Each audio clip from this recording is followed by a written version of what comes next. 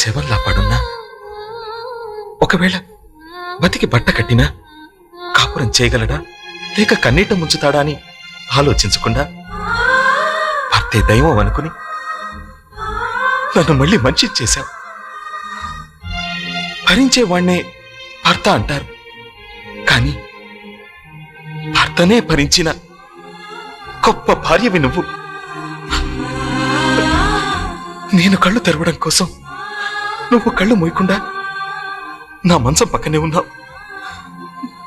నా అడుగు పడగానే తప్పటడుగు వేసి కొడుకుని చూసినట్టు సంబరపడ్డా. నా నోట మాట రాగానే పసిపిల్లాడి నోటి వెంట పలికే తొలి పలుకులా గర్వపడ్డావు. నాకు నువ్వు భార్యవు కాదు లక్ష్మి, పునర్జన్మనిచ్చిన తల్లివి.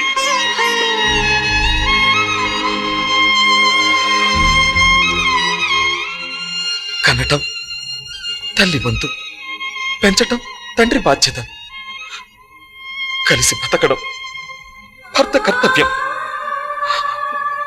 కానీ చావటానికి తప్ప ఎందుకు పనికిరాని నాలాంటి శవాన్ని బతికించిన నిన్ను ఈ పేరుతో పిలవాలి లక్ష్మి.